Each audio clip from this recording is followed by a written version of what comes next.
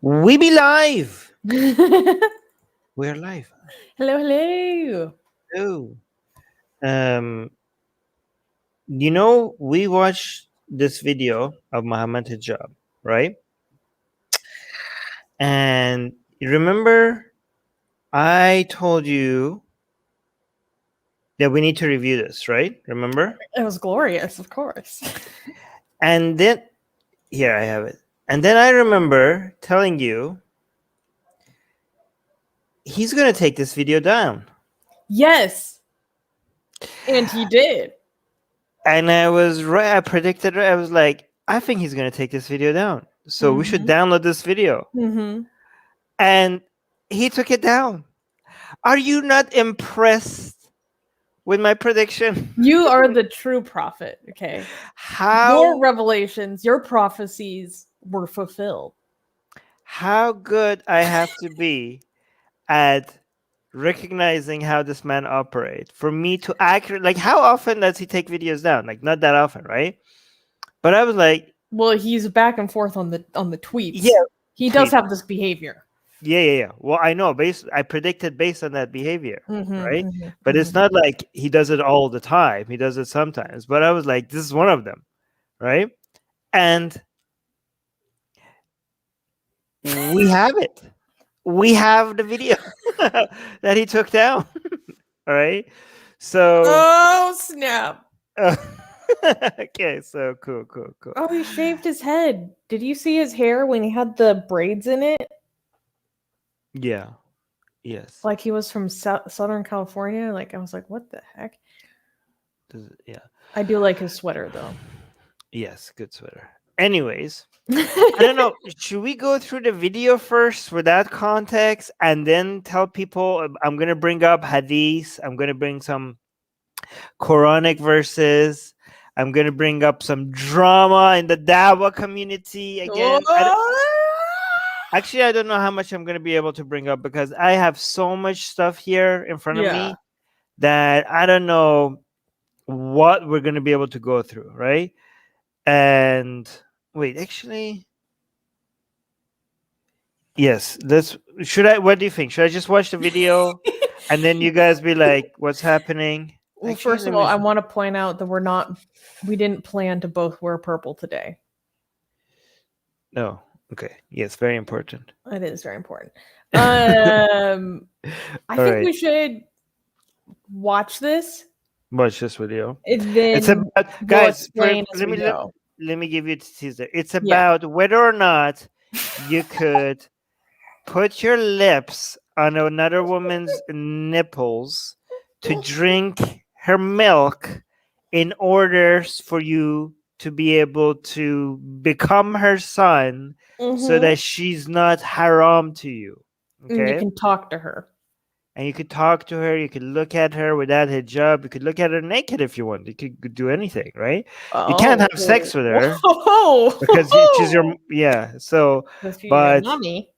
Yes, but you could she's a mahram now, and you could do anything, right? So this is the debate we're having here right now, and believe it or not, the debate is not whether. There's so many different layers to this. I don't know where to start. Okay, so part of the discussion is whether it's okay for you to just drink the milk of this woman in a cup, right? Like shots, right? Or do you have to put your lips on the nipple? Pinkies out. Yeah, this is Islamic. We're discussing Islamic fiqh here now, right? This is basically we're getting deep into the Islamic, and so the disagreement is not. There's different layers. Okay, this is what Allah wanted us to worry about. This is what the creator of the universe wanted us to worry about. This is not a joke. The beauty of creation. Should we put the lips to the cup or the lips and the nipple? Okay, and I want to say so many things at the same time right now that I don't know which one to say first. Okay, by the way, guys, none of this is a joke. I will bring scripture. Yes, I will bring Sahih Hadith and everything for you guys to see What is this discussion about? Why is this a major debate? What is the disagreement? Is why are people talking about are nipples okay or are nipples not okay? Whether this was for one person or Muhammad. Here's the thing. The debate is not whether Muhammad said this is okay or not, because they all agree that he said something about breastfeeding adult men Yes. to make them available to people that are supposed to be haram to them. By the way, haram, let me do the basics, very basic, okay? A woman is haram to you, okay? Just like haram means sinful. So a woman is haram to you if she's not your wife, your sister, your daughter, or your mother. I think that covers it. Does that cover it? I'm Say not that sure. one more time. Daughter, mother, sister, wife. What about your aunt? Not your I for- female cousins, but your I aunts. forget. I forgot. I think aunts are also haram. So Okay, 'cause I know yeah, your female cousins are available to you. no, they're not. Because you can marry them, so that means they're haram. Oh, I meant available for marriage. Yeah, anybody that is Excuse me. available for marriage. Okay, so here's the It's thing: haram for you. it's Otherwise. haram for you because they're like okay, so if somebody is halal to you, that means it's your sister, your mother. That means you could look at them without hijab, you could shake their hand, and you could talk to them, you could look in them in the eyes and everything. They're halal to you, right? That means you can never marry them, right? Right. So, but on the other side, if they're haram to you, that means that you should lower your gaze, brother. Lower your gaze. Don't look at them. You can't see them without hijab. You can't shake their hand. No skin to skin touch. That means they're haram to you. That means you can marry them. Once you marry them, then your wife, then you could do whatever, right? So there's a loophole in the system is adult breastfeeding. So, and I will bring. Don't worry, guys. Allah got you covered. Allah got you covered. The loophole is if a woman breastfeeds an adult man in Islam, there's a debate. Now he's your son. Okay? And if he's your son, now you could talk and he's like, okay, and I will bring the scripture to prove it, okay? So this has all already been a discussion. A lot of Muslims, by the way, most Muslims don't know anything about the hadith, okay? A lot of Muslims, when they come about these things, they're like, what the hell did I just read? And you could see there's a lot of shows of Muslims calling their TV sheikhs or radio podcast like, can you explain this to me? This doesn't seem like a lot of people are like, I'm having doubts in Islam. I didn't know this stuff was in there. Okay. So this was already a cause for doubt. And a lot of Muslims, when they stumble upon these things, they either were like, this is embarrassing. Why is my religion like this? Or they come up with a way, some sheikh or some imam or some marja taqlid. Oh no, that's the Shias don't believe Ex-Shia. Never mind. Somebody scholar tells them like it's okay. This is why it's okay, and they're like, and we get over some of that, okay? And some of them get convinced. Some of them like, okay, fine, it's okay, but never tell me this again. This makes you uncomfortable. However, recently there has been more drama surrounding this because of this Shaykh Albani, I think I'm pronouncing it, who had a fatwa, and there's audio recording of him saying something like this about nipples, the debate whether should we suck the nipple or is it okay to drink it from a cup, okay? And his answer is a little racist. Nope. Don't, no. Susie, stop. You're giving too much. You're giving them too much. Don't, wait.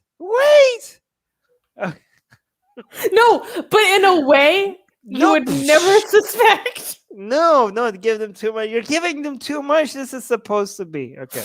I'm sorry, it was a teaser. Anyways, so the nipple fatwa. Okay, so here's the thing. You guys look at Mohammed Hijab, and you guys like, oh my God, this guy is like a full-on conservative Muslim, and he's like really out there, right? Like very, very conservative, okay? But that's because you have a liberal mindset, okay?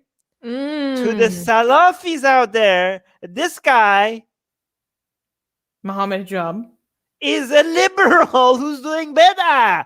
Okay, he's too liberal. He talks about logic and philosophy and rationality, and talks about modern, Western scholars and John Locke and utilitarianism, and like, dude, this is too liberal for us. So what I'm telling you is Mohammed Hijab is too liberal, and people like him and Ali Dawa are considered too liberal by a whole bunch of Salafis, right? And these people are going after the Salafi Muslims.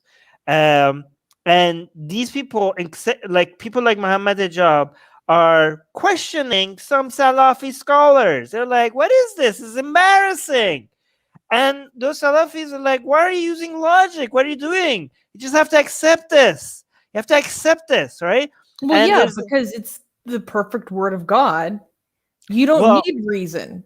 Okay, the Salafis, but the Salafis go beyond just accepting the Quran. Everybody says just accept the Quran, okay? The Salafis were like, yeah, accept the Quran, not metaphor. There's no room for metaphor. Yeah. Right? We're going to go into that later, right? Like when, like some of them are like, basically they're like, when the Quran says hand of God, that's not a metaphor. The God has, you can't take any metaphors from God. God literally has an arm, okay? They're like, literalists. Literally, they're full-on literalists. They're like, God has two right hands and no left. We'll get to that at some point. That's actually funny. One discussion. Shin. Yes. So we'll get to that, okay? But they also say like they are full-on literalists when it comes to the Sunnah and the Hadith. They're like, no room for discussion. This is as it is. They're like, they're sensitive to using logic and your own reasoning and stuff, okay? So Mohammed Hijab, believe it or not, Mohammed Hijab and people like Ali Dawa, and for those people, these guys are doing innovation. They're doing bid'ah. This is like, and now they're questioning some of their most favorite scholars, which is Albani. Okay, and I'll show you guys how popular this guy is. Okay. Anyways, without further ado, let's watch this video, and then we'll interpret. And it's sparked a little sectarian tensions as well. Oh yes, you discovered this. Yes. You discovered that the Shias are loving it. They're loving it. Oh my God, there's so many different They're like, they literally, mashallah, Mohammed Hijab is waking up to the obscenity of Aisha. No, guys. Okay, they come to the right path. So guys, so here's the thing. This is the base position, the least embarrassing position. And then there's another layer, and the more embarrassing and more embarrassing and more embarrassing. And at some point, which is this Albani's guy's position, Mohammed Hijab like, okay, we have to stop. This is too much even for Mohammed Hijab, okay? This is too much even for Mohammed Hijab. And he's like, this is embarrassing. This is ridiculous. We can't believe this stuff, right? And the good thing is that even if you, because of the drama, even if you accept Mohammed Hijab is right, then you have to go to the lower position, accept the lower position, which is already extremely embarrassing. And the whole thing is that a lot of Muslims who are into the drama between these private YouTubers are being exposed to the hadith that they never knew was there, which is, even if you accept the scholar's position to be embarrassing and not acceptable, what they get exposed to is things that Muhammad said that is embarrassing. Anyways, let me show you what I'm talking about, okay? Hold on, let's get to this. But I think one thing that's important to highlight, that we were talking about personally, was how like holes in the narrative was like a kind of a pop version of Dawa drama. Yeah, but that's too much detail. Okay. Let me get to the video. Let me get to the. I just made. Wait, what do you say? Assalamu alaikum. Assalamu alaikum wa rahmatullahi wa barakatuh. I just wanted to make this video really as a quick response. First of all, to give a slight justification for doing what I am doing. The reason why it's important as Muslims to realize there is a difference between the Sharia and fiqh, Sharia wahi, and fiqh, which is an attempt to understand it, and not to equate the two or the opinion of a scholar of Islam with the Sharia as a whole, because this would be an egregious equivalence,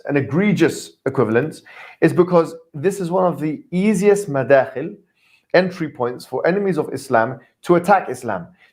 He's talking about us.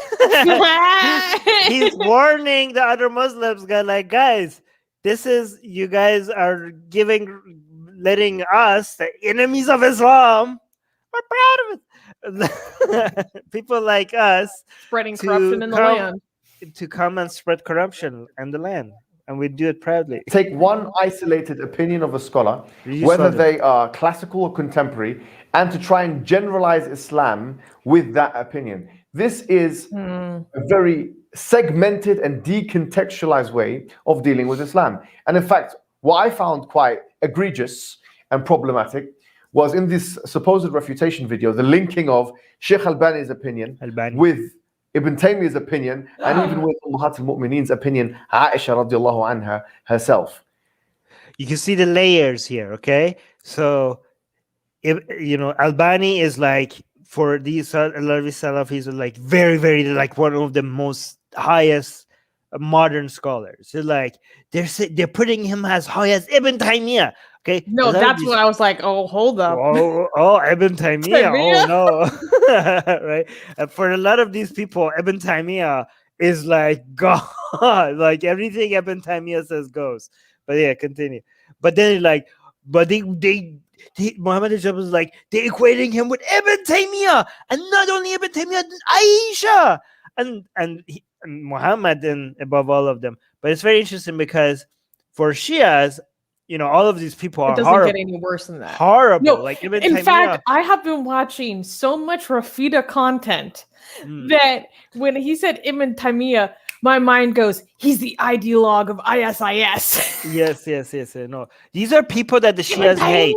Ibn Taymiyyah is the guy that his ideology went to responsible for inciting violence against a lot of Shias and blah blah blah.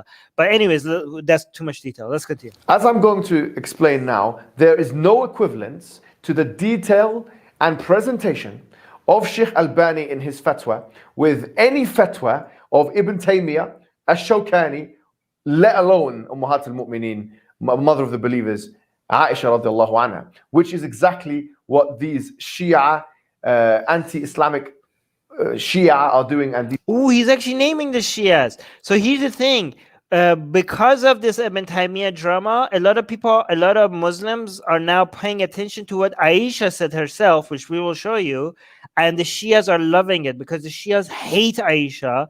Well, and like, thank you, Muhammad Hijab. We don't care if you guys agree on of what this scholar Albani said or not. We want more Muslims to see what Aisha said, because more Muslims need to get exposed to how ridiculous Aisha is, so that they could come to true Islam, which is Shia Islam. No. You don't understand. They need to become fully aware of the true character of Aisha. Lanatullah alayha. So you're her obscenity. Yes. Or like Aisha Lanat Bishamar. I was about to hit the corner. I'm like Bishamar. Okay, let's continue. We're such nerds. Qasim is loving this, by the way. And you're arming them with this you're arming the Shias and the enemies of Islam. We're on the side of Shias in this. No, but he put them as Shias as the enemies of Islam. Why? I mean, we're separating them. That's the way I interpreted what he said. Okay. We will unite with the Shias on this. That actually, what Albani is saying when he's saying sucking the nipple directly is what Aisha is saying. I like the hand just.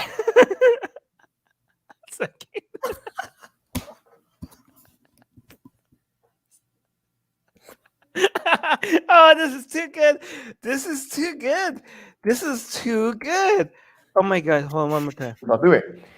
And you're arming them with this by telling them that actually what Albani is saying when he's saying sucking the nipple directly is what Aisha is saying. You are giving the Shia. All right. Okay. Here's the thing, though.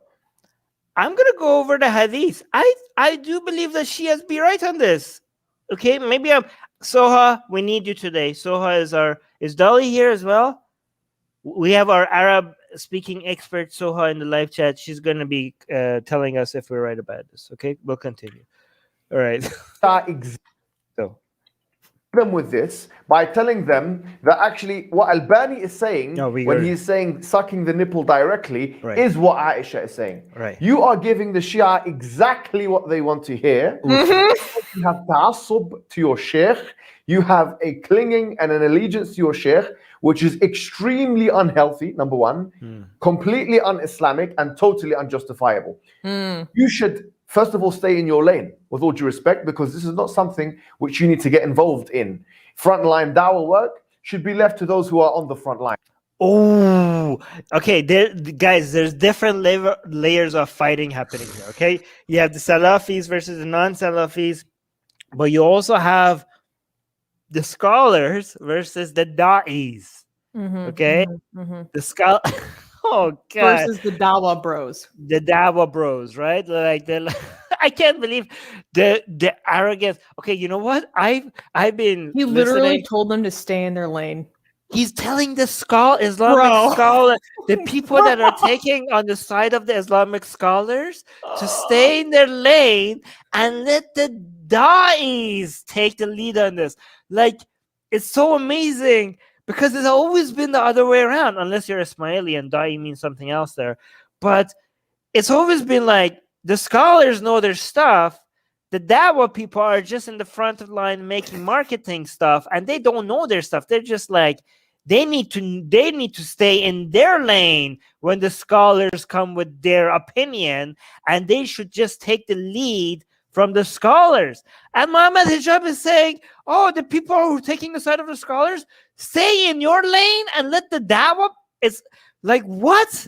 Unbelievable. Like, here's the thing. I'm feeling butthurt on behalf of the Salafis right now, right?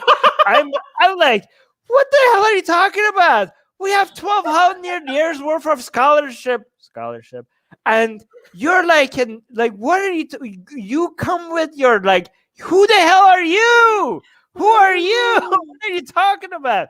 So this is amazing that he thinks that he's even in a place to tell the people who are defending the scholars, to stay in their lane. Oh my God, it's amazing. It's incredible. Amazing. The audacity. The audacity. What did Yasser Qadhi say when he made that video where he was basically like subtweeting like David Wood and Jay Smith and all this stuff? But he was basically saying like, he didn't say it in so many words, but the message behind it was like, you guys barely even have the authority to address me.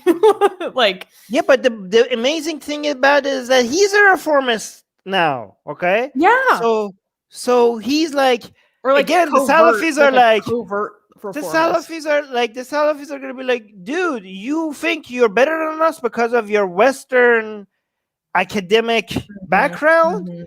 And like, you are legit telling us that sit in your place because my opinion comes from Western academia rather than from an Islamic background, which is like no, shut up. That's what they're saying. Anyways, let's continue with this. Point number one. Point number two is this.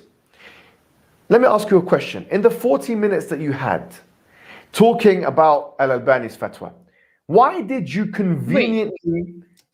Who is he addressing again?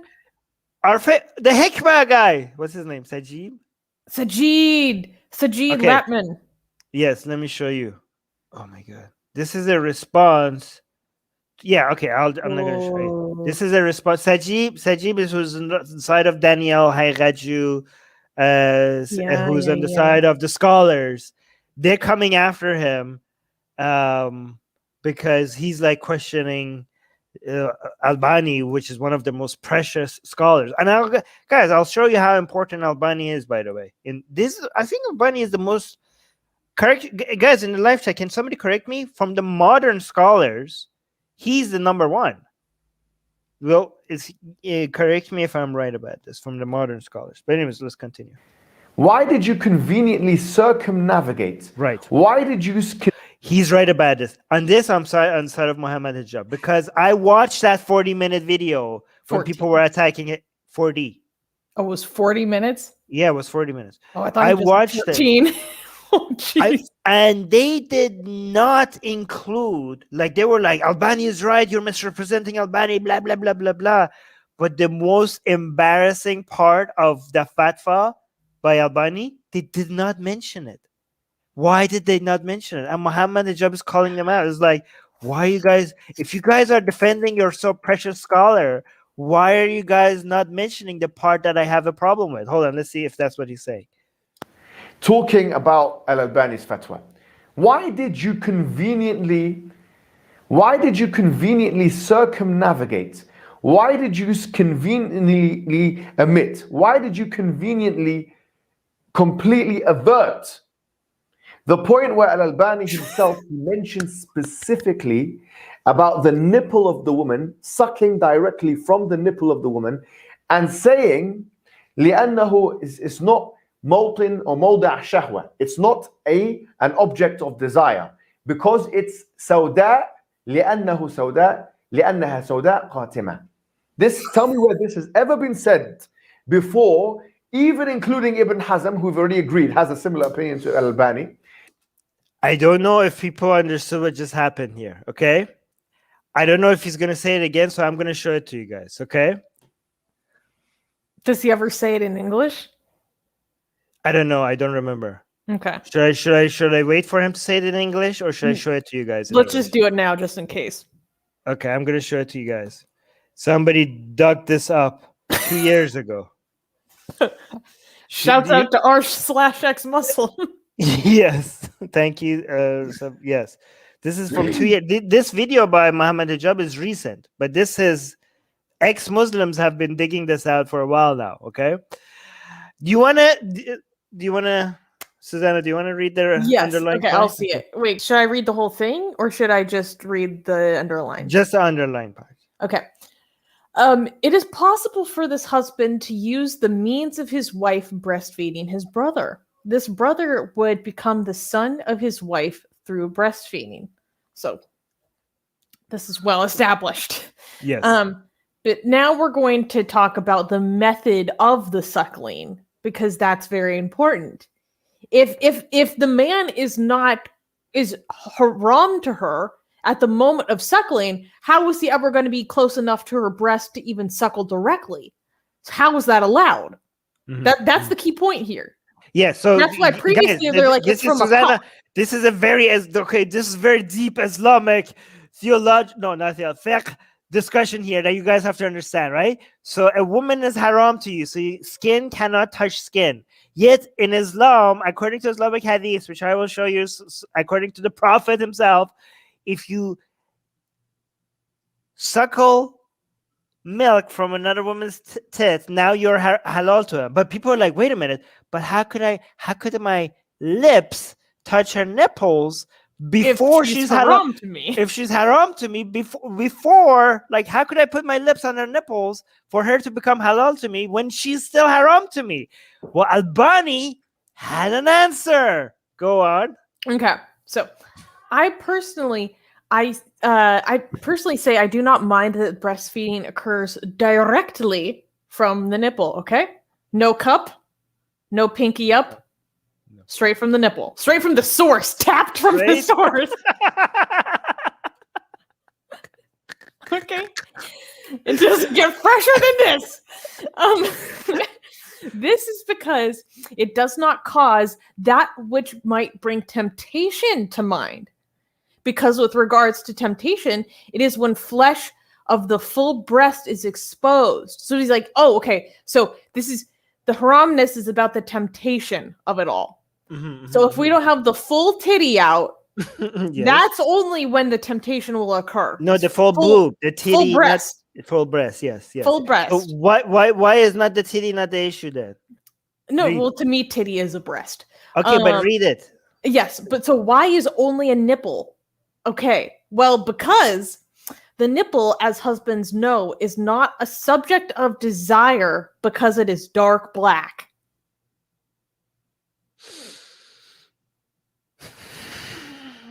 The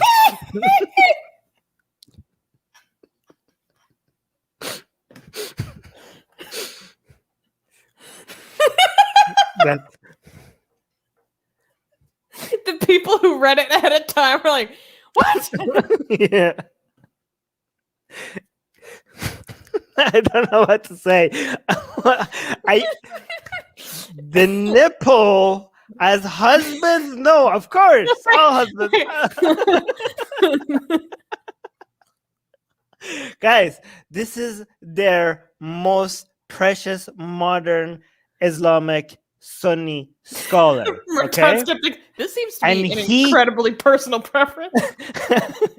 And he has figured it out, okay? He has figured it out because this has been like a shorter's nipple in Islam. How do you suck the nipple?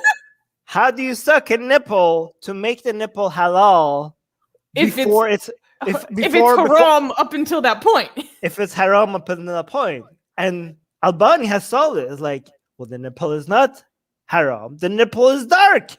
The nipple is dark, and that's why it's okay to put your... It's black. No, specifically he's implying it's black, and therefore it's ugly and undesirable. Which is racist. And that's why it's okay. And that's why it's okay. Which... This is crazy. Which some people, not us, some people have asked, including Mohammed Hijab, what about black women? Right? Mohammed Hijab also has asked, what about people who are dark everywhere? Okay? By the way, I just realized that you have to be very careful when you're sucking that nipple, because I say by experience that it doesn't always stay on the nipple. Like if your lips start touching, if your lips start touching the outer parts of the nipple, then you're doing haram, and you have to. We'll get into just nipple, or does areola count? I don't know. Albani's dead. It's too late for us to clarify that. He died recently, in 1999. Oh wow.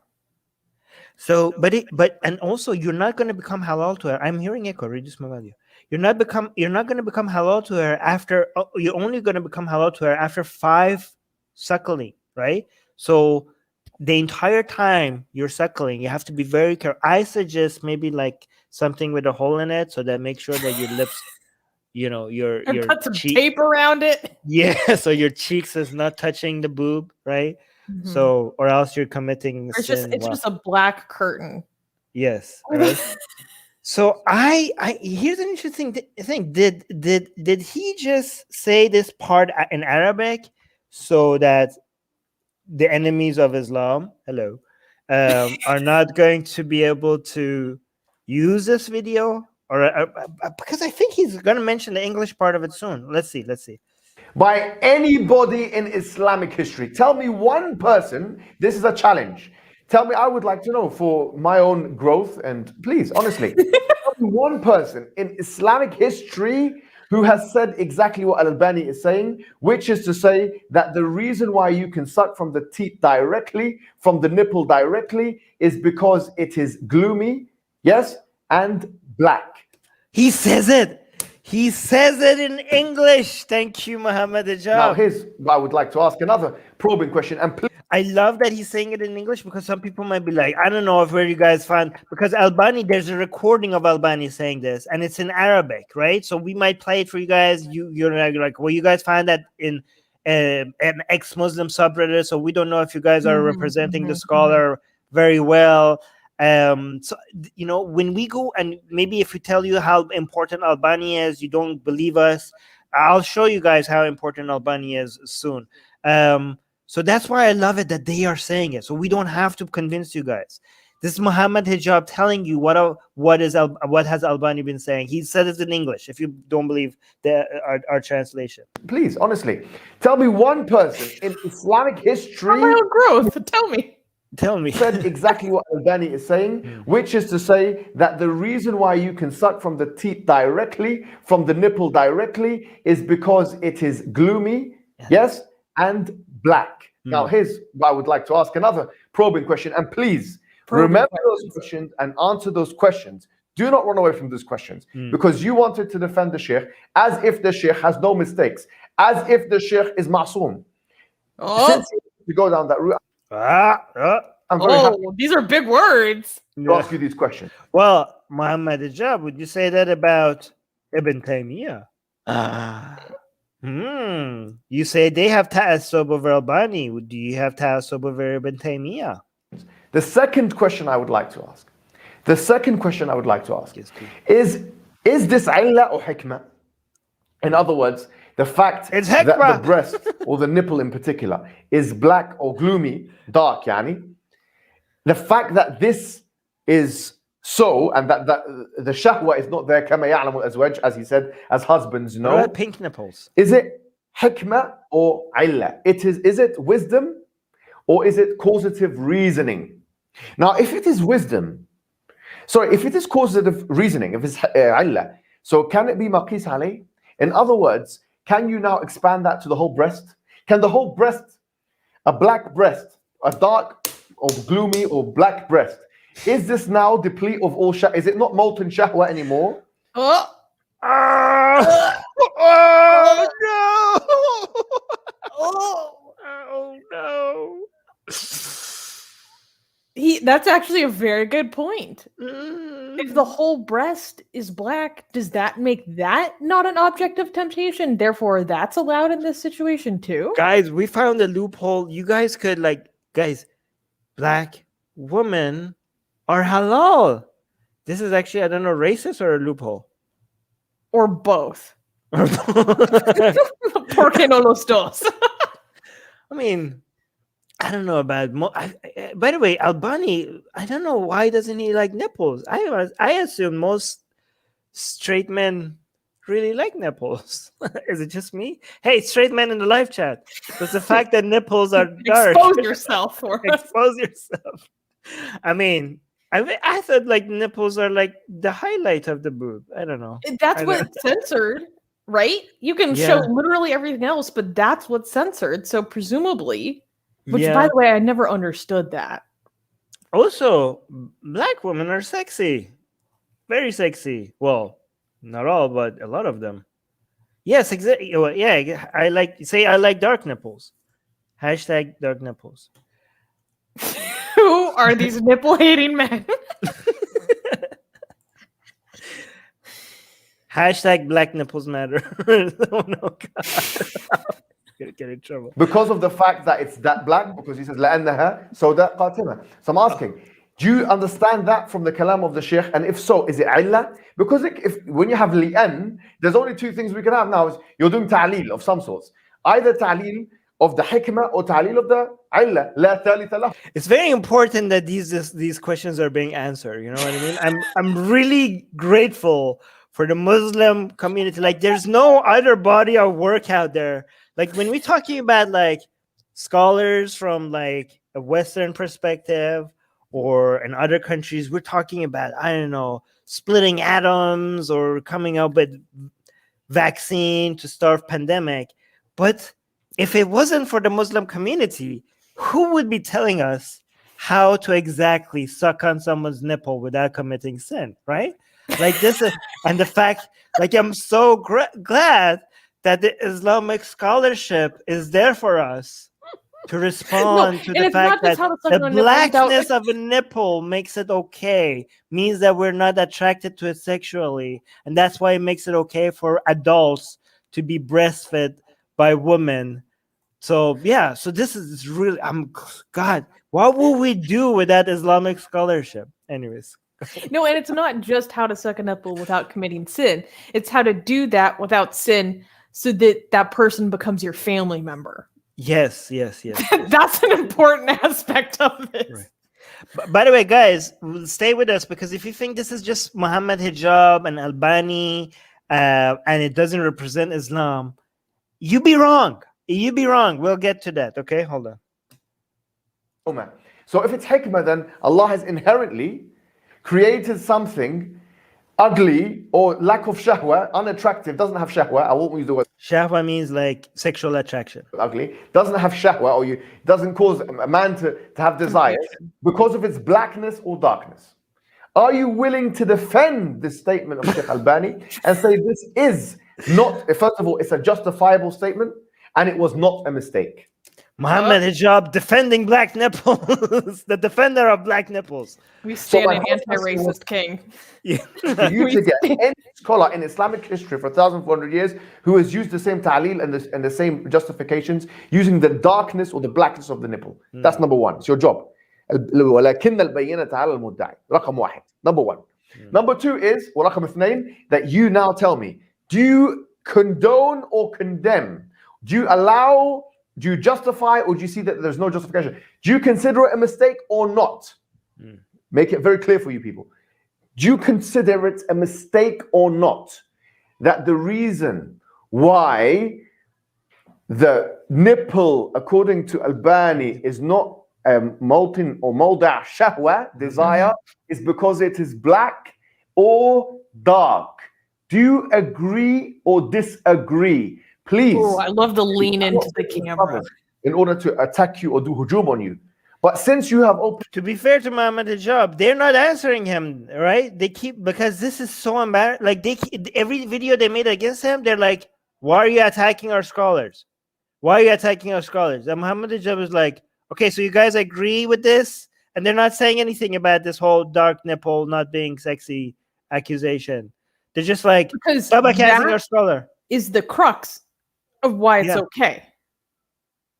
Yeah, It's no, not but that it's Mohammed okay. Hijab is like, can you? Okay, fine. You love your scholar. He's great. Mohammed Hijab. I mean, I'm taking Mohammed Hijab's side on this. Mohammed Hijab is like, okay, guys, fine. Your scholar is amazing.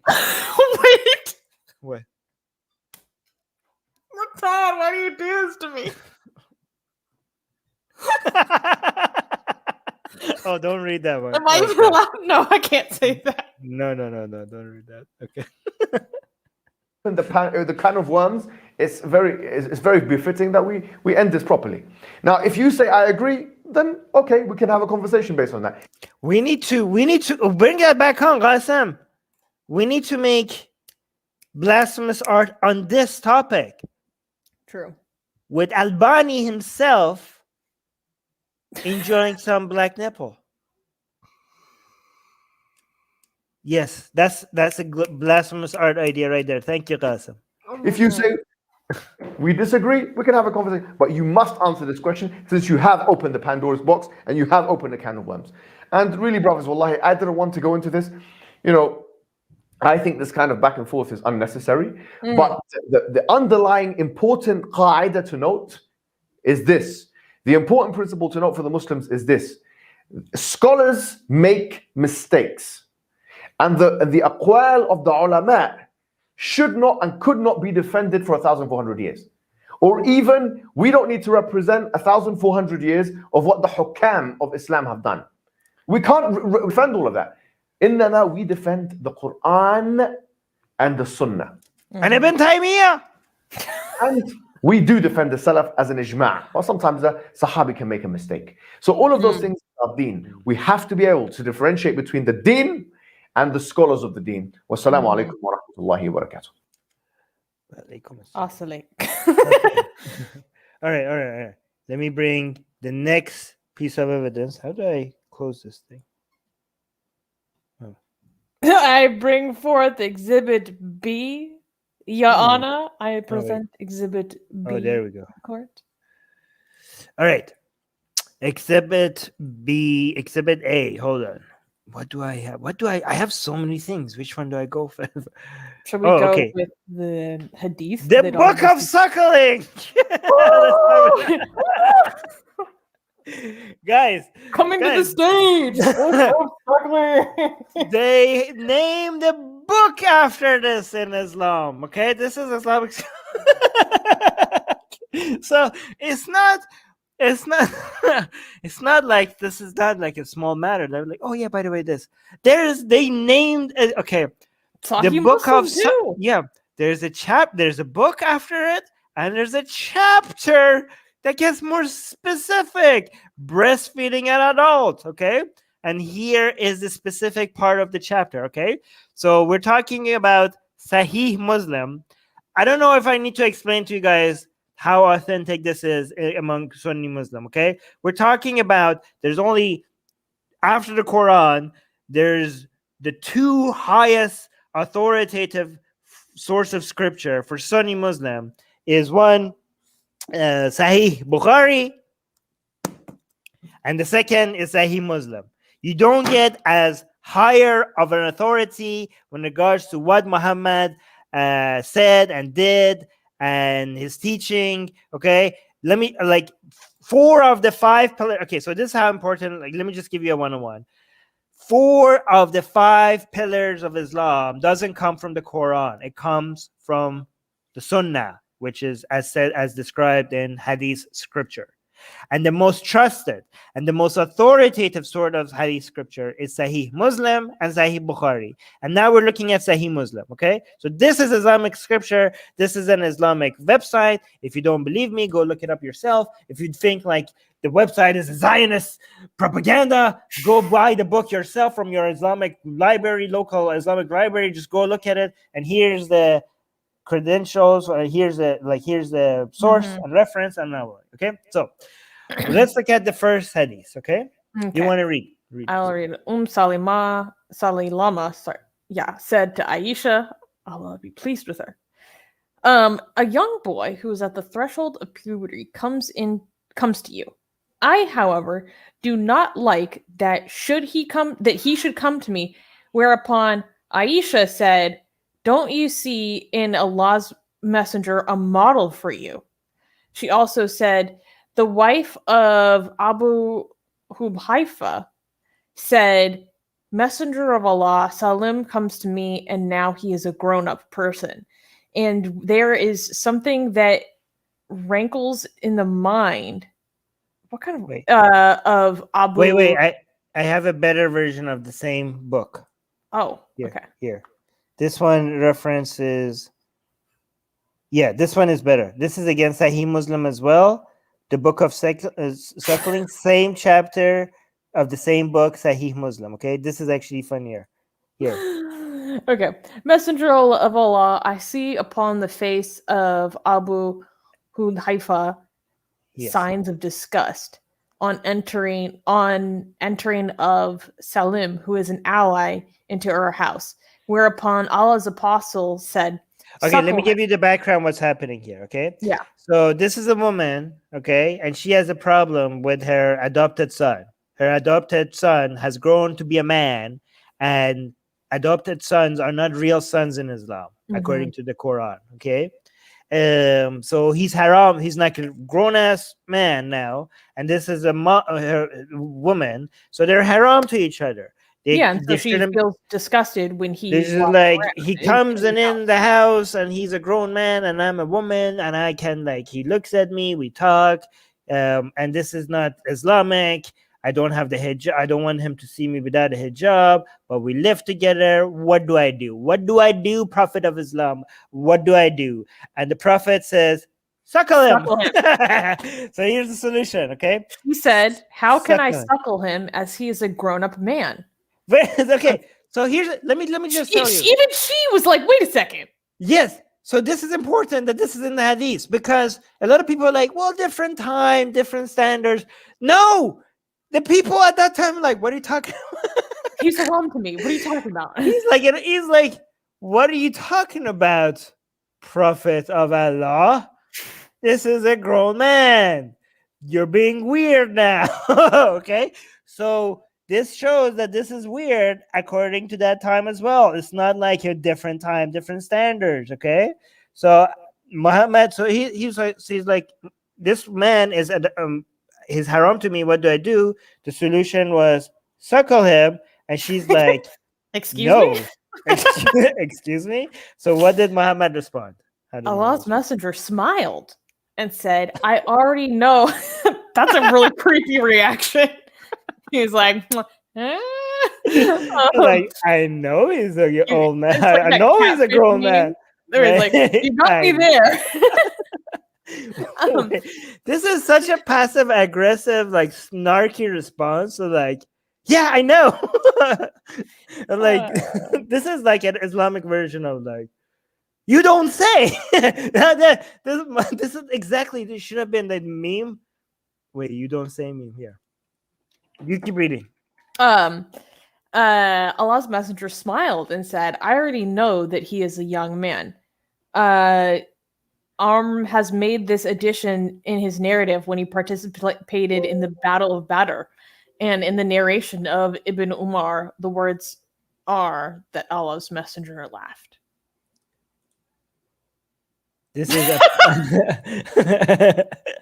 this is when the woman said, when the lady said like, but he's a grown man. This is Muhammad's response. This is here. I already know he's a young man. All right. So that was. Are there no other hadith that explain why this is okay beyond Muhammad being like, yeah, I know he's a man? It gets and worse. What? It gets worse. Oh boy. Let me see.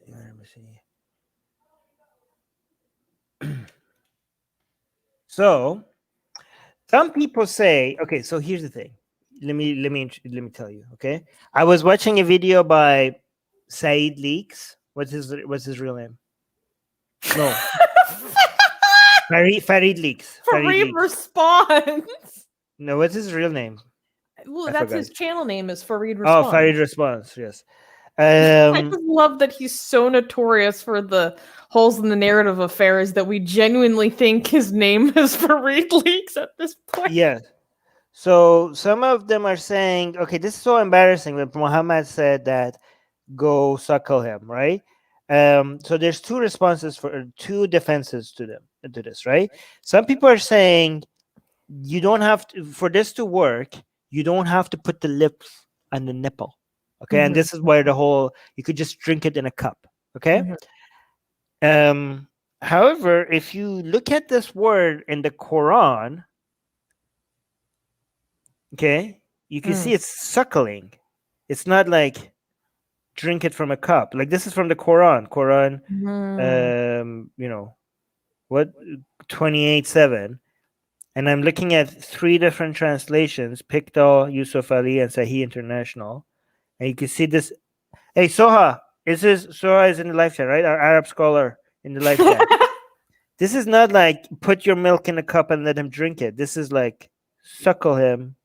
Like the Quran is the authority to what these words mean, right? Suckle, suckle. So if you refer to the Quran, you could see that this arethia is the same word that is being used here. You can see they look exactly the same, right? So it's suckling, right? Another defense is, which you know what I love about this, that the Muslims are trying to defend this. They're like, you know what? They're trying to embarrass Islam. This is not suckling. You could put the milk in a cup and drink it. And we're like, we keep fighting them on this. But the thing is that if they win, they lose. Because what's the position that they get to? That you get magically become, a woman magically becomes halal to you if you drink. You have to drink a 5 cups of her milk for you to be able to now talk to her without hijab. The fact that that's the best they have makes us want to keep fighting for them. So for us to even be like, even if they win, they lose. Okay? Even if they win and they're like, this is not suckling, this is like you could drink it in a cup, right? They still lose. And this is this is why it was brought to Albani. People are like, listen, this looks like it's suckling. Albani was like, well, you could drink it from a cup, but you could also suck it from a nipple. And this is why. So Albani was responding to people saying, well, you could suck it from a nipple because it's dark and it's not attractive. Okay. What? Just the level of like serious conversations over this is amazing. Right.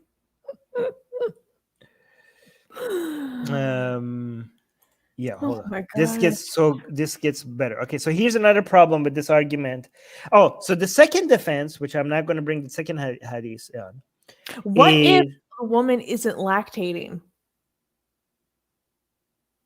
Aisha has a solution to that. We'll get to that. Yes, you're right. We'll get to that. You use your sisters. You pimp out your sisters. Guys, this is gonna get worse. This is gonna get worse. Okay. The obscenity. Oh my You treat your sisters like cows, and you basically you get your sisters to breastfeed a whole army. an army of men that you have to. Well, this is where we're heading. This is where we're heading. Okay, so but you're getting ahead of yourself. So another defense is that okay, maybe this was suckling, maybe it's drinking from a cup, whatever. This was from a solution to one guy. Okay, this is not Muhammad telling everybody. By the way, there's fatwas in Egypt, by the way, from like there are imams, people telling that women at offices should breastfeed their entire co-workers so that they could work next to them. You didn't hear this? Oh no, you didn't know this? There's fatwas based on this. It was on the news. Guys, I cannot imagine being in my office being like, okay, guys, line them up. It's time to start suckling. You did not hear about this? This was in the workplace. No, where was this? God, was it Egypt? Office? Was it, or is it some other Islamic country? Yeah, I think it was a BBC. I think it was on BBC. Oh shit. Let me show you guys. Oh my god, I thought this was like common knowledge. That this was like a thing. Somebody find me the link to this. I found some, but it was a while ago. All right, yeah. Somebody send us the link. And yeah. So I think that's true. But send us a news article so we could bring this. Okay. But here's the thing. So some people saying that this was from one person and it's not meant to apply to other people. Like women cannot just go around and start breastfeeding adult men so that they come halal to them. Okay. It's so you can't funny, just right? be whipping that nipple out willy-nilly. Okay. Yeah. You know, Farid was defending this and be like, this is not a sexual thing. You know why this is not a sexual thing? Because if you become the son of this woman by breastfeeding, by drinking her milk, you can't marry her anymore because she's your mom. So this is not a sexual thing. If it was a sexual thing, you would have married her. And like, okay, Farid, keep saying that because he's making justification for why this is okay. By saying this is not something sexual, but he's shooting himself in the foot by saying this is not sexual, so it's okay to breastfeed men so that they become your son. I don't know which is weirder. I don't know which one is weirder exactly. All right, okay. So nobody in the live chat is giving us that news article. Anyways, but here's the thing: the problem with the argument that this was only for one person for this situation and didn't apply to anybody else after this situation is that when Muhammad died, Aisha didn't think so. Okay, Aisha was like, let's breastfeed everybody. I'm like, hey, I want to talk to men. I'm leading an army. I'm supposed to rule over this man. I'm supposed to go do this and that. I am like this authority figure. I cannot just be like, not talk to men all the time. And I don't have milk. I'm not pregnant. Who do I give milk to? So what do? I get my sister. Raising a very good point. So let's say it is sexual and you genuinely like adult breastfeeding as a kink. So since you have to suckle 5 times before someone becomes your mommy, does that mean you only get to kinkily suckle your wife 4 times? I guess so. This is a very good point. Well, this is very interesting because this is what exactly happened with Aisha's situation. Okay, so this is like to dig the part that we need to pay attention to is going to be a little bit difficult. Okay, again, this is guys. This is Aisha. Okay, so and here's the references. Okay. Should I just start from the top? Yeah, but it's gonna we have to pay attention for it to get to the part that we want. Go on. It's pronounced Yahya, right? I have no idea. I know You know that's what? You could just search Islamic Allah, version. like get over here. Let me start from here. Aisha said that she had said, Messenger of Allah, there is a man asking permission to enter your house. The Messenger of Allah said, I think it is so-and-so, referring to the paternal uncle of Hafsa by suckling. Aisha said, Messenger of Allah, if so-and-so were alive, referring to her paternal uncle by suckling. Uncle by suckling. What the fuck? Just your average uncle by suckling. Could he enter where I am? Muhammad said, yes, suckling makes haram as birth makes haram. Fascinating. Okay, let's continue. It's not the part I want. Said, my paternal uncle by suckling came to me, and I refused to give him permission to enter until I asked the Messenger of Allah about it. Muhammad came and I asked him about it. He said, he is your paternal uncle, so give him permission. So I said, Muhammad, the woman nursed me, not the man. He said, he is your paternal uncle, so let him enter. Aisha said, that was after the veil had been imposed on us. That meaning that's when she had to start wearing hijab, right? Yeah. Aisha added, what is haram by birth is made haram by suckling. So haram is something is made halal and something is made haram, right? So I think it's halal now to look at them, but it's haram to marry them, right? Yes. So here. Okay, here. So-and-so came and asked permission to visit her after the veil had been lowered, and he was the her paternal uncle by suckling. So he's like, not that one. Let me see. Not that one. Me see. Where is the part that I want? Milk child under 2-year-old sucks, even if it is one from suck, makes a foster relative. Hold on. This is fascinating. Yeah, there's a little milk. The number of sucks. Why does the number of suckling make a difference? There's the sister part. The daughter of my while he was being suckled. Okay, yeah, this is the number of times. Read this one. Start from when she starts talking, not all the chain of narration. Said, suckle him 10 times so that he can come in to see me. Salam said, Kultum nursed me 3 times and then fell ill, so that she had only nursed me 3 times. I could not go in to see Aisha because Kulthum did not finish me for the 10 times. So here's the situation. I don't know if it's 5 times or 10 times that you need to get breastfed before you become halal to somebody. But I think this is a situation. Somebody correct me in the live chat if I'm wrong. Kulthum is like this is one of the situations where Aisha's sister was being used to breastfeed a man, so that Aisha could see that man, and that man started getting breastfed by Kulthum 3 times. But then Kulthum got sick, and because he only got breastfed 3 times, he couldn't go see Aisha because he wasn't breastfed enough times for him to be able to. So the way it works, by the way, like let's say, for example, Susanna has a sister, and Susanna's Muslim, and you're a Muslim, and Susanna cannot breastfeed you because she's not pregnant, but you want to have a conversation with Susanna. And so the way the loophole, the workaround, basically, according to Aisha, is that instead of Susanna breastfeeding you, Susanna gets her sister to breastfeed you.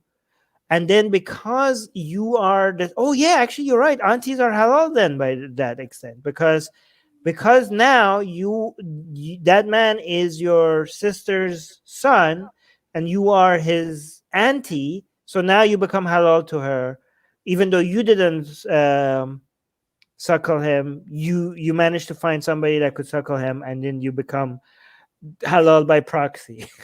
Because and then therefore haram for marriage. Haram. Yes, you can't marry him anymore because you're now marrying your family member. But you could see each other, you could talk to each other. Aisha really wanted this because she was like a leader and she needed to talk to men. And she was she was desperate. She didn't get pregnant after, she never got pregnant, right? And she's like, I need milk. Anybody has got milk? Anybody got milk? Any of my family members? Like as soon as I would be, imagine Dude, thank God I don't have a sister. How do you put your sister up to that? in scenario, imagine if you get pregnant and you're Aisha's family and like nobody tell Aisha.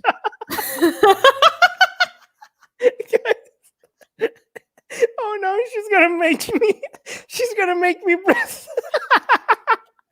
She's gonna make me breastfeed. Like, guys, hide the baby. And imagine Aisha like walking around like, I smell milk. Is that a baby? Whose baby is that? Like, like I need milk. Like, Goddammit. Does this titty have milk? Does this titty? Oh yeah, that should be got milk. Holy crap! Hide the titties from Aisha. Oh god! But think about it. Then she made her sisters have an army of sons. Yeah, they're now a mother to an army, literally. Where's the part that I'm looking? Do we know for? how many sisters she had? Oh yeah, here's a good part. No, you know the image I had the first time I learned about this was Aisha like bringing like generals and army leaders to her house, right? And then she could like come to my farm, and then she opens the door to her backyard to her farm, and it's just like all her sisters and family members. She's like, instead of having cows.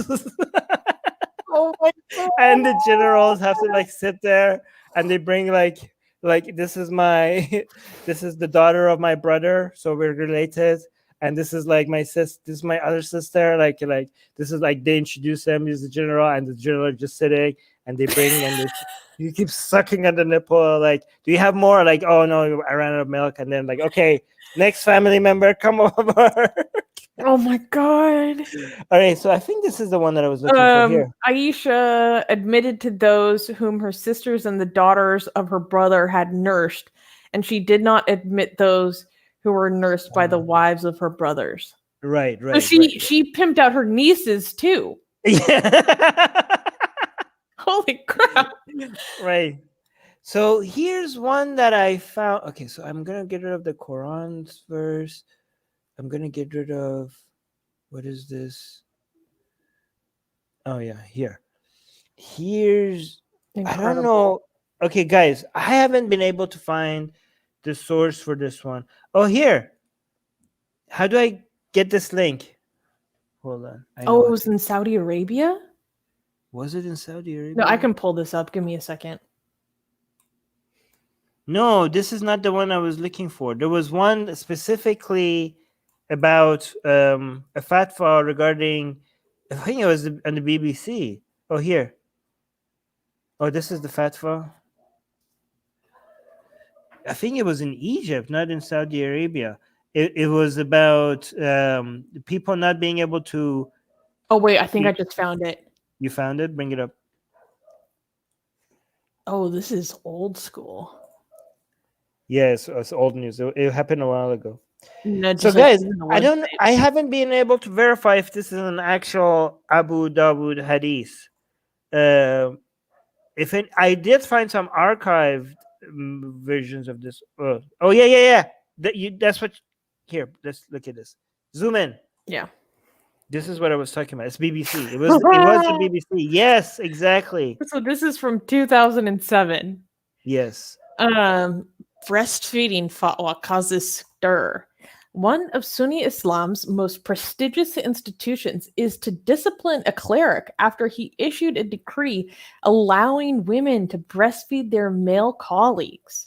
It's just sunnah, guys. Damn. Sunnah, what the hell? Yeah, so basically... Yeah. Dr. Izzat Atiya of Egypt's Al-Azhar University said it offered a way around segregation of the sexes at work. It's equality, guys. His fatwa stated the act would make the man symbolically related to the woman and preclude any sexual relations. The president of Al-Azhar denounced the fatwa, which Dr. Atiyah has since retracted as defamatory to Islam. According to Islamic tradition or hadith, breastfeeding establishes a degree of maternal relation, even if a woman nurses a child who is not biologically hers. In his fatwa, Dr. Atiyah, the head of Al-Azhar's Department of Hadith, so he's the head of the Department of Hadith, and they still were like, "Oh no, dude, you got this wrong." Yeah, and then Al-Azhar University. Guys, this is like university is like a leading authority of Islamic scholarship in Sunni Islam. For Shia Islam, there's a debate whether it's Najaf or Qom. I would say it's Qom. But in Sunni Islam, it's this. This is it. You don't get higher than this. But go on. In his fatwa, he said that such teachings could equally apply to adults. He said that if a woman fed a male colleague, quote, directly from her breast at least 5 times, okay, so it's a minimum of 5. Yeah, I don't know if it's 5 or 10. The hadith says 10, and people keep saying it's 5. I think like 10 is just to be safe. You want to make sure. Gotta double up. We got 5 for each nipple. At least 5 times, they would establish a family bond and thus be allowed to be alone together at work. Quote, breastfeeding as an adult puts an end to the problem of the private meeting and does not ban marriage, he ruled. A woman at work can take off the veil or reveal her hair in front of someone whom she breastfed. The legal ruling sparked outrage throughout Egypt and the Arab world. On Sunday, Dr. Atiyah retracted it, saying that it had been a result of, quote, bad interpretation of a particular case during the time of the Prophet Muhammad. Egypt's Minister of Religious Affairs, Mahmoud Zakzouk, has called for future fatwas to be compatible with logic and human nature. Interesting. So he's calling for logic. This is better. This is straight better. up. Actually. Anyways, let's look at this one. Read this one. Sunnah Abu Dawud. No, just.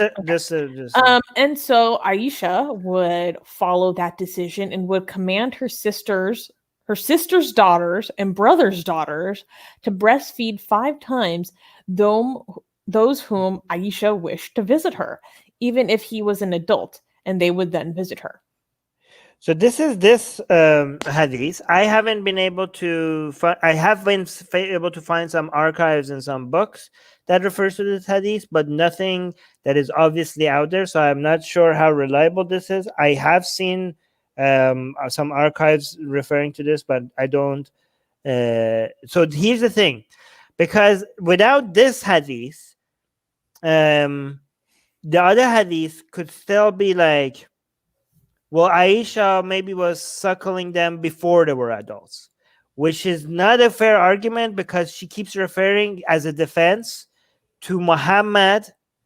So for example, somebody like Farid would come like, no, Aisha was not getting her sisters and her brother's daughters and her sister's daughters. Her nieces.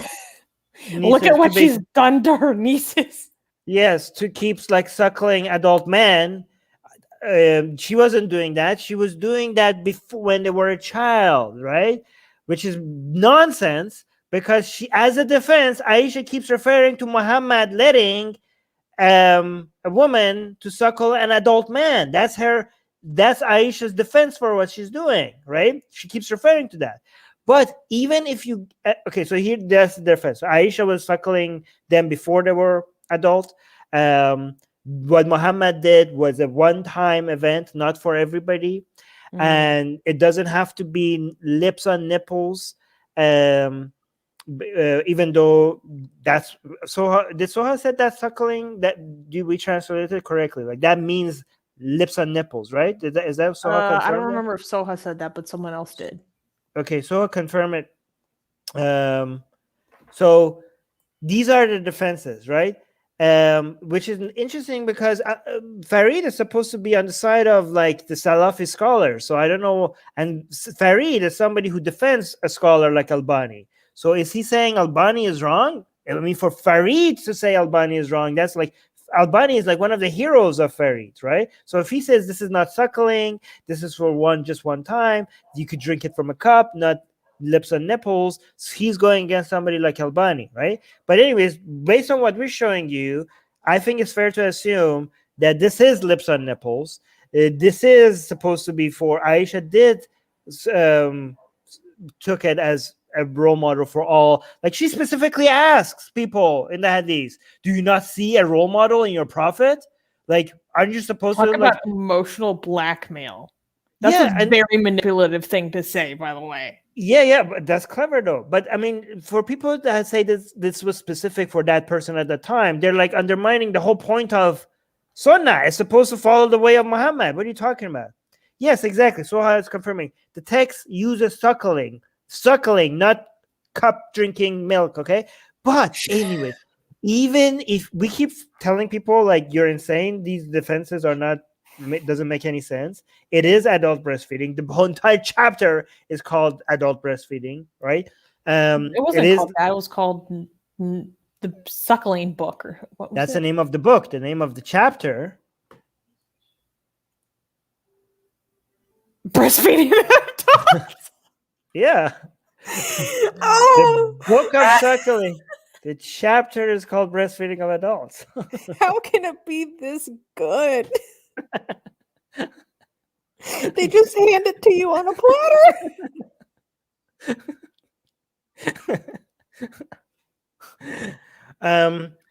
But even if they convince their followers, what you get is what?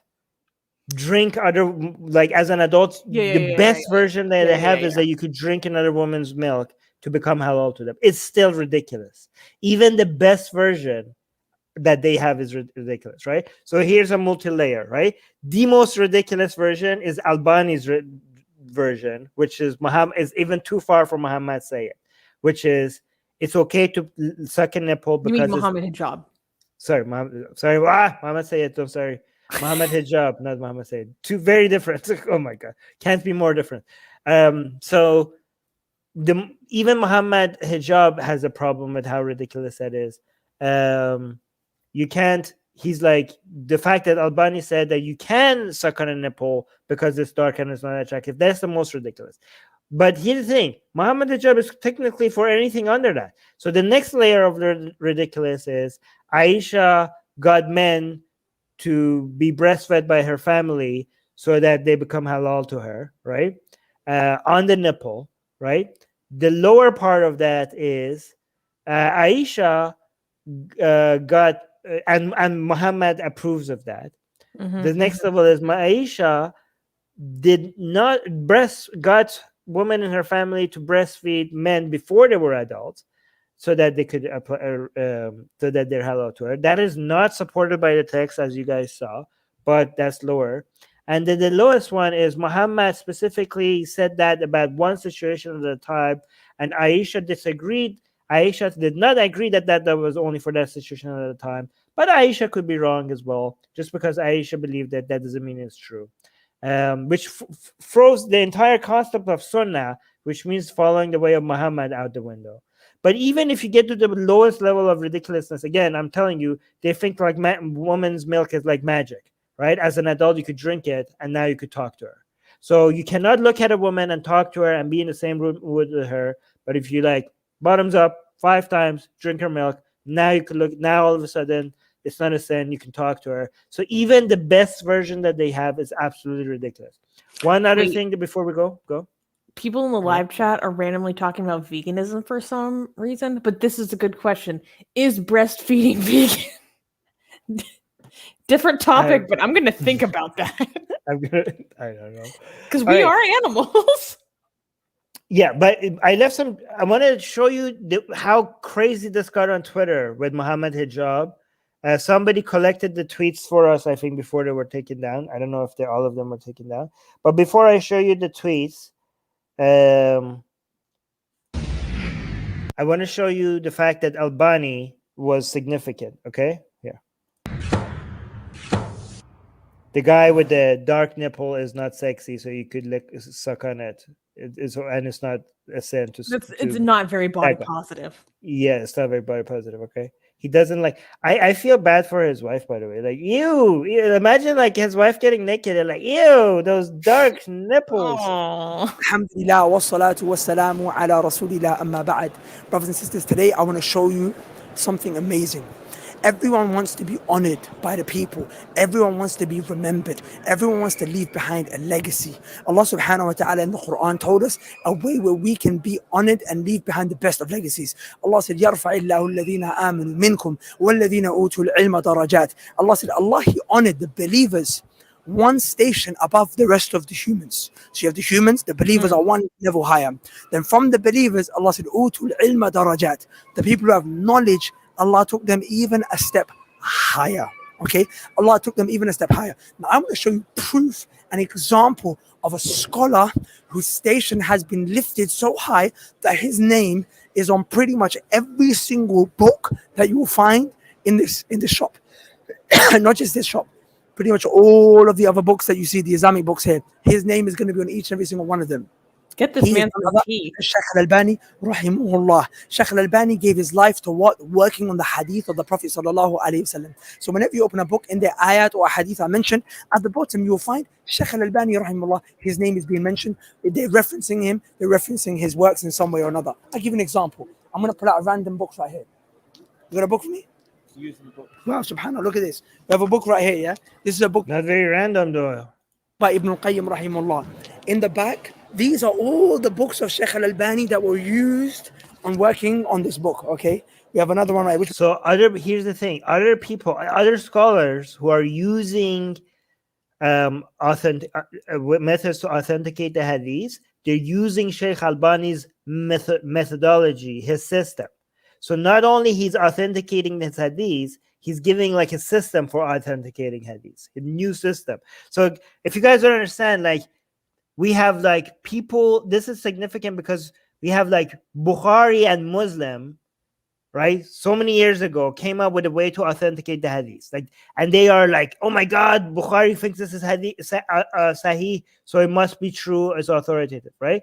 And now Albani is somebody that is so seen so high that is being put at the same level as people like Bukhari and Muslim to authenticate hadith, and people and scholars around the world are trusting his method of authentication, and they're relying on his methodology. That's how high this guy is to a lot of people around the world. What book is this? Again, Shaykh al-Albani being referenced.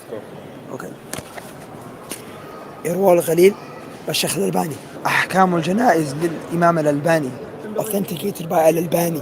Authenticated by al-Albani. Authenticated by al-Albani. Authenticated by Shaykh al-Albani. Al-Albani, by al-Albani, al-Albani, al-Albani, al-Albani, by al-Albani. Even in the works of Shaykh al-Islam ibn Taymiyyah, like Iqtida' al-Sirat al-Mustaqim.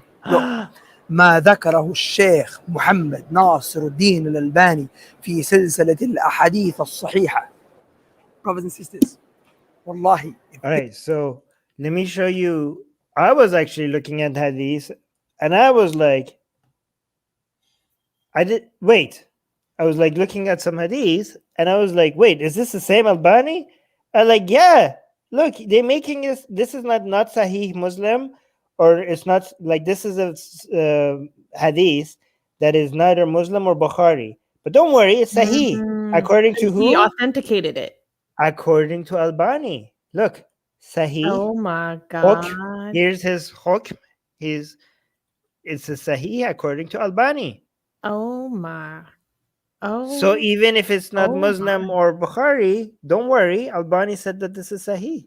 That's how big of a deal this person is, right? So now let me show you the last thing. I'm gonna mute this. We don't need to listen to this guy. The slander. Oh, the slander. liable Mohammed, and slander. actually, should we listen to some of the audio? Mohammed Hijab and his slander of Shaykh Albani. Yeah, actually, maybe listen to this. This is Salafi people. Wait, pause. I want to do dramatic rating. The purpose of this video. Mohammed Hijab recently slandered Shaykh Albani by misrepresenting his position regarding breastfeeding. This video sets the record straight, preserves the honor of the Shaykh, and brings light to the corrupt agenda of Mohammed Hijab against Ahl Sunnah. Wow. Shema. What? So he has a corrupt agenda against Ahl Sunnah.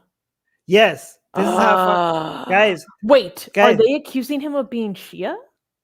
They're accusing him of being anti-Islamic. He's waging war on Islam, like against the way of the Prophet. Like, guys, this is like you guys look at Mohammed Hijab and you think he's stuck in the past.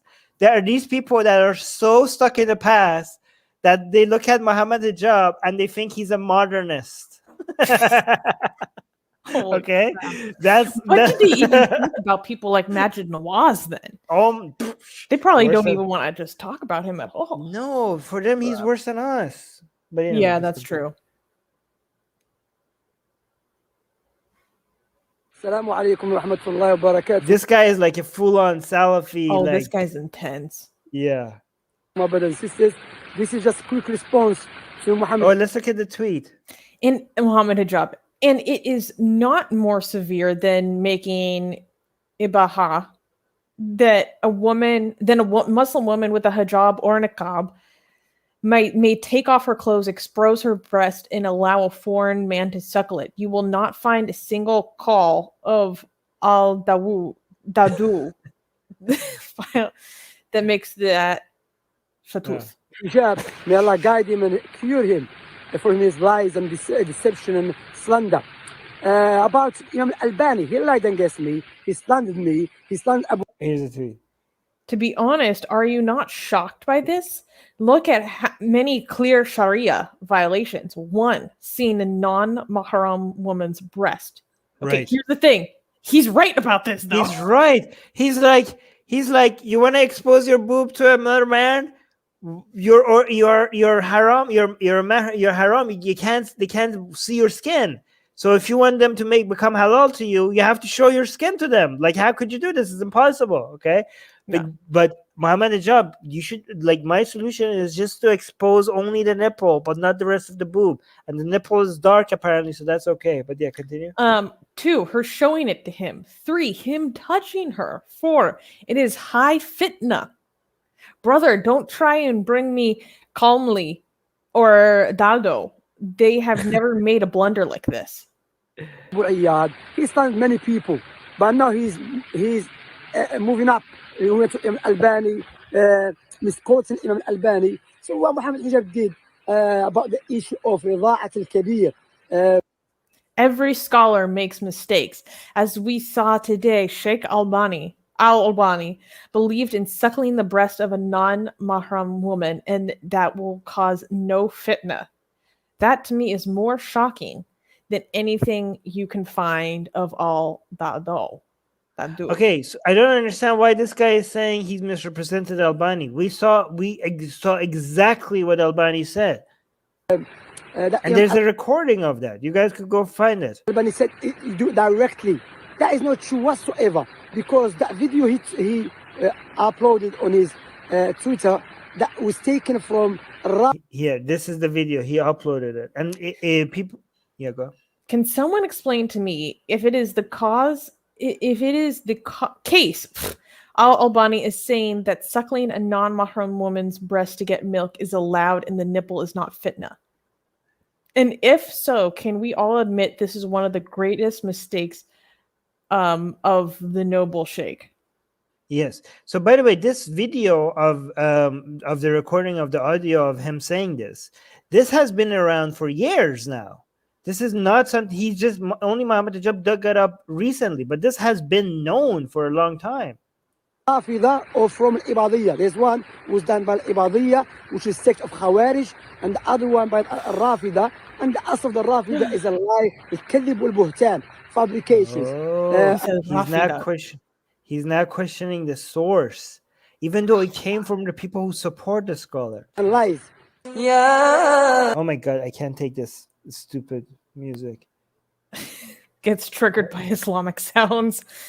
It's just so bad. Their music is so bad. When was it? I want to show you guys another tweet. There were more tweets that you already skipped. I know, but just one. I don't know why they have to put it. Oh, here, this one. This is the tweet. This is the tweet that got him to quit Twitter. Yeah. Wait, he quit Twitter? He quit Twitter because of this tweet. No, he's on Twitter. Yes. Can you double check? Okay, at least for a moment in time, everything he did to AP's wife. No, and who he was replying to in this tweet is another YouTuber, Sunni Defense. Wait, this was in response to Sunni Defense? This was a reply to Sunni Defense. No way. Yes, if I remember correctly. Okay. So look at the quote tweets relative to the retweets. The ratio. These quote tweets are people calling him out and being like, you have gone too far. By the way, it's very interesting that all these Muslims who are going after Mohammed Hijab now, they didn't go after him as aggressively when he went after Apostle Prophet's wife. Or Abdullah Samir's wife. Ex-Muslim wives are apparently halal for you to go after, right? Yeah. But when he went after the wife of one of their own, they're like, okay, brother, okay. They got united in calling him out. Yeah, like, he says, okay, really... can I suck your wife's tit to make her mahram? Oh, he's spitting now. He's like, oh, it's so halal, blah, blah, blah. Are you fine with that? Are you okay with that? If I came to your house and I did that, you'd be fine with it. This is Mohammed Hijab's every way. Like every time somebody was like suggesting something, he was like, okay, let's take this to the extreme level. Can we do this? It doesn't get any better than this. Oh my God. This is beautiful. This is too much fun. Guys, do you not appreciate us bringing this to you? Would you have known about all of this if we didn't bring this to you guys, right? This is happening between the Da'wah people and between the Salafis and the non-Salafis, between the people that are on the side of the Da'wah community versus the scholars, the old schooler people with the few young people defending the old school sheikhs, but the younger people trying to come up with a new way to spread Islam. That's just happening. And the Shias looking and eating their popcorns and like, yes, tell us more about Aisha. That's just happening there. No, Armin, I can prove it. This is the tweet that made him quit Twitter, because this was tweeted on the 28th of February. The next day, he quit Twitter and hasn't tweeted since the 1st of March. Let me pull it up.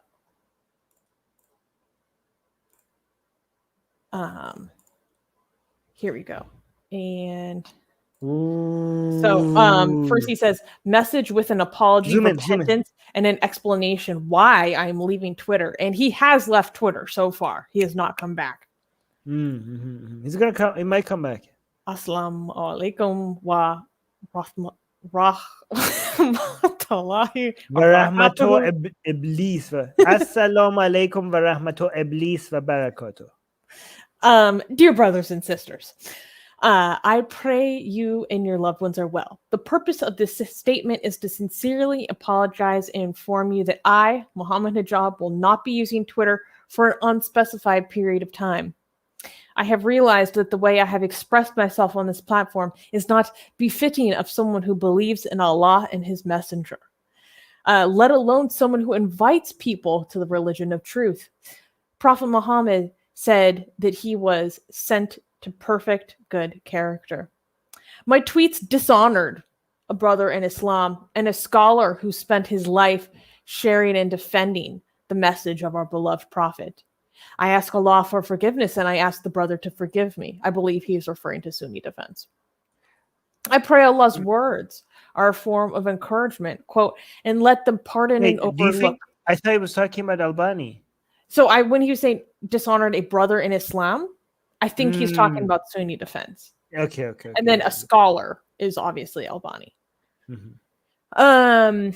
Do not question Albani. This is a red line. And let them pardon and overlook. Would you not like that Allah should forgive you? And Allah is forgiving and merciful. Quran 24:22. Shaykh Albani was a scholar of Islam who provided a great service to the religion. Dishonoring any scholar, past or present, advertently or inadvertently, is tantamount to dishonoring the teachings of the Prophet. I understand that this is a grave matter. He taught us, quote, the scholars are the successors of the Prophet. Disagreements must never be a means to dishonor anyone, and they must never make us deviate from the sublime Islamic values and way of being. Nothing whatsoever can excuse my behavior. I must only blame myself. I understand I must leave this platform, and I must spend time reflecting deeply on why and how I repeatedly manifested this unethical behavior. I will spend time focusing on self-development and improvement, keeping close to people of wisdom and knowledge. Hikmah. I ask you all to forgive me, to respect all scholars of Islam, and to always have our beloved Prophet as your role model and standard of ethics and conduct. The messenger of God is an excellent model for those of you who put your hope in God and in the last day and remember him often. Quran 33:21. May Allah bless you all. Mohammed Hijab. So he bent the knee. He bent the knee, and he actually proves the point that he was trying to make. That apparently the amount of ta'assub towards these scholars are so much that they're not to be questioned, right? Like the amount of like these people, these Salafis follow, like the pressure on him became so much that he had to bend the knee and, surrender. He surrendered, right? That's how significant. Like Muhammad Sayyid with all. Muhammad Hijab. Oh my God! I hope Muhammad Sayyid doesn't watch this. It's gonna be. This is what a dishonor to Muhammad Sayyid. Right. Muhammad Hijab, the person that goes out like a freaking mad dog at everybody, right? He finally found a group of people that he had to bend the knee to, right? Like he goes out and starts barking at everybody, but this is too strong of a community when it comes to the Salafis, when it comes to the people. His bark was a little too big for his bite this time. Yeah, he flew too close to the sun. Too close to the sun? No, he wanted to become so big, and so like he kept on looking at other Dawah people, and he thought himself as superior to them, and he had the subscribers and the viewership to back it up. But then he got too arrogant, and he started comparing himself to the scholars, right? Just because people like he literally did say, "Stay in your own lane." He literally said that. I was like, and the Ummah came after him, and they're like, "You are you're trying to fly too high. Just enjoy your success when you the YouTuber your lane. You stay in your lane. You do your dawah thing on your little YouTube channel. Let the scholars do their scholarship." And he just realized that just because he has a giant YouTube channel doesn't mean that he could go against the force that it's the Islamic community. They might not have an online presence as much as he does, but they are still the people who decide who's in the right and who's not in the wrong, and who's not in the right. And they will destroy your reputation. They will. This shows to me that, by the way, the offline following. That is still stronger that we're not seeing on Twitter and on Facebook and on YouTube. That when people keep listening to what Shaykh to follow and who to respect and which books to buy and read, that is still stronger than what is visible to us on online media, right? I don't know if the people like Ali Dava or Muhammad Sayyid or Yasser Ghadi now will become one day the new, like not them, but maybe the people like them eventually become the people that are the main trend. You know, the people that said that what is right and what is wrong. Like it's funny that people like what's his name? Majid Nawaz. He thought like he could even make a small dent in this, and then he Talk about arrogance. yeah, like people who follow Islamic community know that he's irrelevant, and there's like he might have some Western audience, but his influence on Muslims is completely insignificant. Negative. It's not even zero. It's negative. It's negative. It's negative, right? But you have like people. Again, it's very interesting to compare Muhammad Sayyid to Majid Nawaz, because people like Majid Nawaz is a reformist. And Muhammad Sayyid. Okay, Muhammad Hijab. If I keep guys, don't send this to Muhammad Sayyid. Do not let Muhammad Sayyid watch this video. Okay, it's such a good one though. Okay, you know what? I'm gonna accept it. You know what? I think about it. Muhammad Sayyid so much; he's always on my mind. How about this? I'm turning it into a compliment. That's why I think that's what's really being learned here. Yes. But only Muhammad in my heart is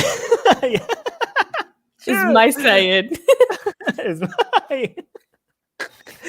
All right. No, what I'm saying is Muhammad Hijab and Majid Nawaz and Yasir Qadi, it's weird for some people for us to put them in the same group, given that some of them seem liberal and some of them, like Muhammad Hijab, to a lot of people seem extremely conservative, and Yasir Qadi seems like a scholarly conservative kind of guy. But the thing that they all have, they're similar, is that they're questioning, they are going against what is accepted as Islamic scholarship in the Islamic world, right? It doesn't matter if we think one of them is liberal, one of them is conservative. They're challenging the authority of the scholars. And so far, you know, Muhammad Hijab learned that he's too insignificant for him to be able to make a dent in that. Majid Nawaz, it's funny for him to even think that he would ever had even a chance to make a dent in that. Like, oh my God, I'm here with my new Islam. People like, sit down, shut up, right?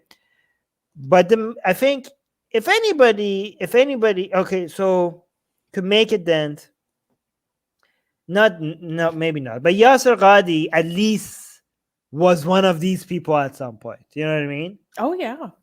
You know, what was that other guy that?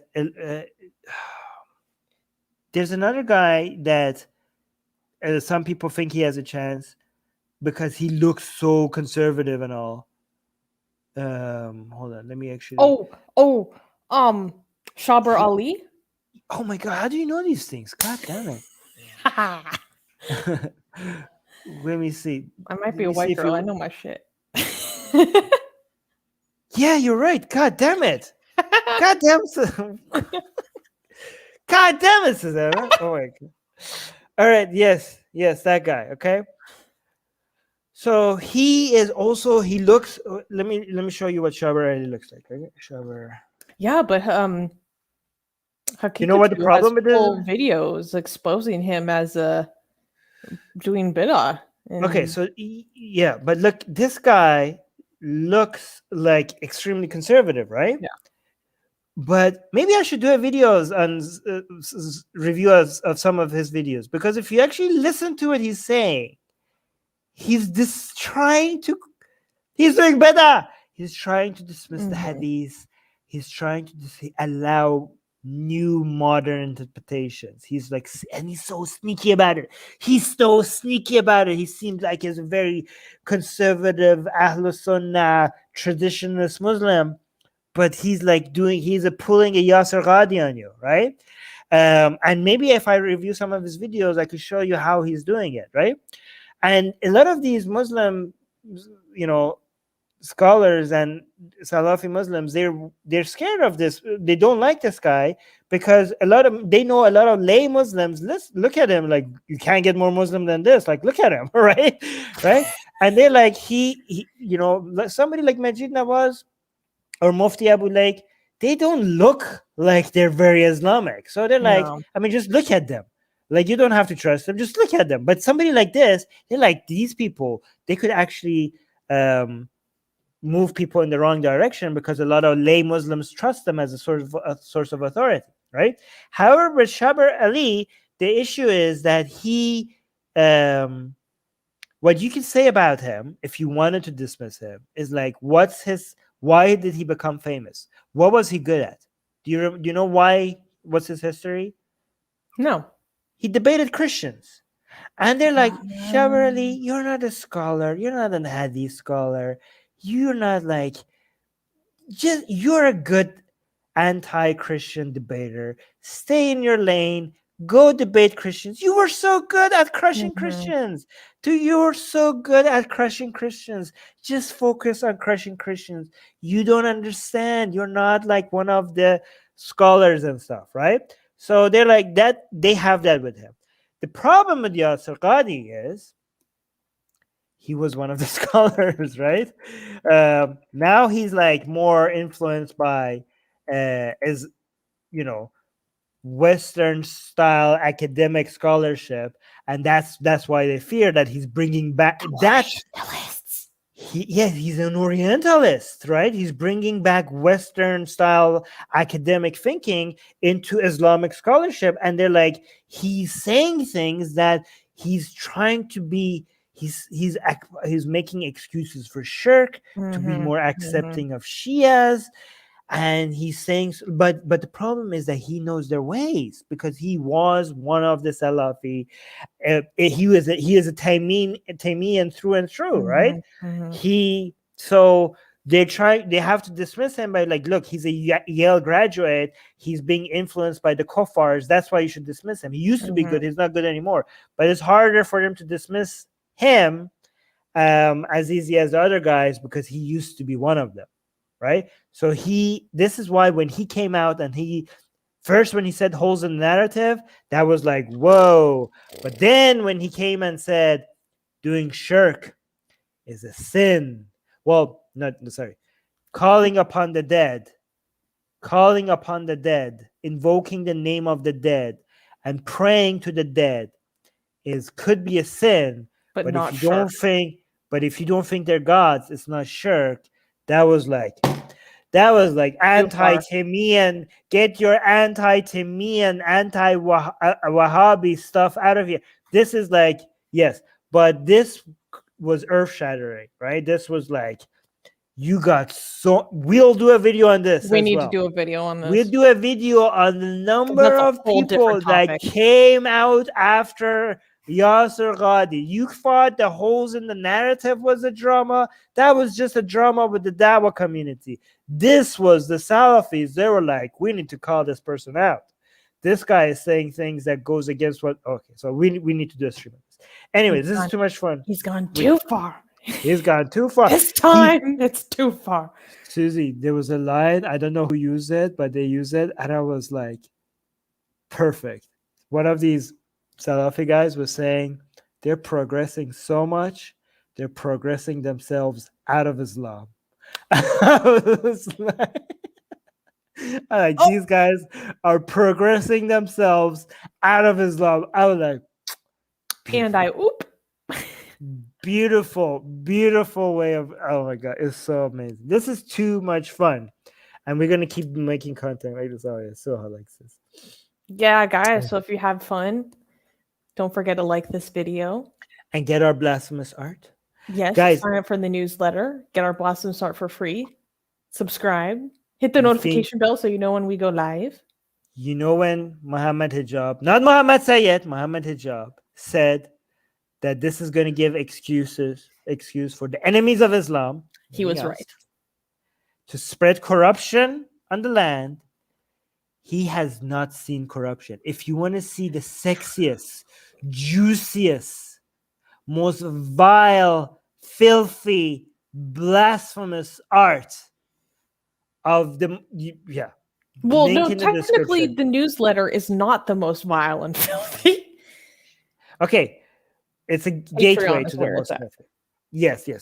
We have, Okay. This is already. You're right. Actually, we haven't even met the level of filth because we want to get filthy. But Ibn Taymiyyah, it says like you could go on suck on people's nipples, and that's the safe for work version of our art doesn't even have nipples. Yes. So if you want to see not as haram as Ibn Taymiyyah level of blasphemy, free version, safe for work, link to our blasphemous art in the description. We have a beautiful art of Prophet Muhammad, of Aisha, of Hindu gods and goddesses. Soon we just came out with a Sikh version, which will be added to our ebook soon. And we will email it to you. So if you subscribe to our mailing list, you get all our blasphemous art for free. The safe for work, the non-nude version of it. It's still sexy. Okay. When I say there's no nudity, it's still very, very sexy.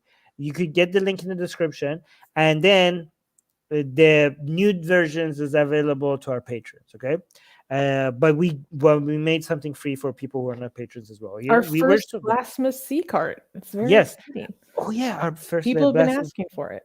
Yes, people have been like, every time people accuse us of like, why didn't you make blasphemous art against those people? Like, you are too afraid. And I'm like, oops, and they disappear as soon as we make them. Also, my book, Why There's No God, is available for free. Link in the description. If you subscribe to our newsletter, you get my book for free, Why There's No God. So you get two things. You get all our blasphemous art, and every week when we add more blasphemous art, you get those in the email as well. So when you subscribe and get the ebook, say subscribe. So when we make new art, you get that as well. And also you get my book, Why There's No God, for free. Link in the description.